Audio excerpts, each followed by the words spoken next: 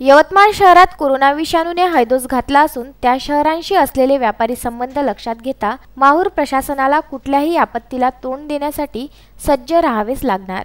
ही बाब हेरून ग्रामीण रुग्णालयाचे वैद्यकीय अधीक्षक डॉक्टर व्यंकटेश भोसले व डॉक्टर पद्माकर जगताप यांनी दत्तशिखर संस्थानचे परमपूज्य मधुसूदनजी भारती महाराज यांच्याकडे मदत मागितली। त्यानुसार शिखर संस्थानने 25 नग रुग्णालयीन बिछायत व 50 नग पीपीई किट भेट देण्याचे निश्चित केले। त्या दोन्ही वस्तू संस्थानचे शासकीय विश्वस्त तथा तहसीलदार सिद्धेश्वर वरणगावकर, मुख्य पुजारी परमपूज्य वासुदेव भारती महाराज व व्यवस्थापक ॲडव्होकेट सुदर्शन देशमुख यांनी संस्थानच्या प्रांगणात डॉक्टर भोसले यांच्या हवाली केल्या।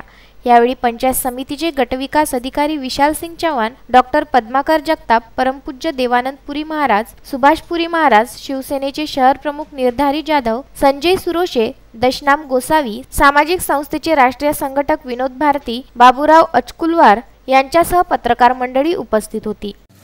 मित्रांनो, आपणा स्वागतच आहे की पूर्ण भारतात आणि जगात कोविड-19 या आजाराचा दिवसेंदिवस प्रादुर्भाव वाढत आहे। त्या दृष्टीने मी आणि डॉक्टर जगताप आणि माझे काही मित्रमंडळी आहेत, आम्ही सर्वांनी मालकांची भेट घेतली आणि त्यांना आमच्या अडचणी सांगितल्या। त्यातूनच त्यांनी आम्हाला हे आज पीपीई किट आणि 25 मॅट्रेस भेट दिलेले आहे। मित्रांनो, जे कोविड पॉझिटिव्ह रुग्ण येण्याची शक्यता आहे किंवा जे संशयित आहेत, त्यासाठी आपण माहूर शहरामध्ये 150 बेडचं वेगळं रुग्णालय चालू केलेलं आहे। म्हणून त्यासाठी आपल्याला मॅट्रेसची अत्यंत आवश्यकता होती आणि पीपीई किटची आवश्यकता होती। त्या दिल्याबद्दल मी जिल्हा प्रशासनाच्या वतीनं व तालुका प्रशासनाच्या वतीनं विश्वस्त दत्तशिखर यांचे आभार मानतो व थांबतो। मी सिद्धेश्वर वरणगावकर, तहसीलदार माहूर। आज आपण सर्वजण श्री दत्तात्रय शिखर संस्थान येथे जमलेलो आहोत।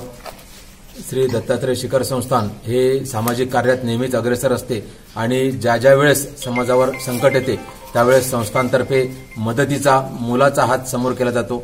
आज देखील आपण सर्वजण बघत आहोत की दत्तात्रय शिखर संस्थान यांच्यातर्फे मुख्यमंत्री सहाय्यता निधीला 11 लाख रुपयांची भरघोस मदत करण्यात आलेली आहे।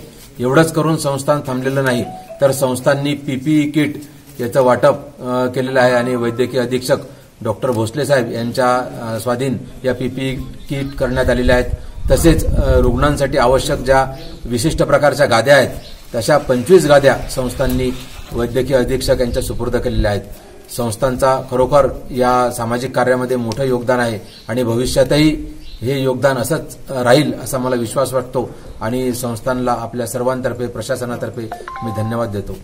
आमचा व्यवस्थापक ॲडव्होकेट सुदर्शन देशमुख, आज या ठिकाणी आपण सगळेजण जमलो आहोत की या ठिकाणी जे जगावर कोरोनाचं संकट आलेलं आहे, या संकटावर मात करण्याकरिता आमचे महंत महाराज परमपूज्य मधुसूदनजी भारती महाराज यांच्या आदेशानुसार आणि आमच्या सर्व विश्वस्तांच्या मान्यतेनुसार या ठिकाणी आज आम्ही ग्रामीण रुग्णालयाकरिता 25 गाद्या आणि 50 पीपीई किटचा वाटप केलेला आहे।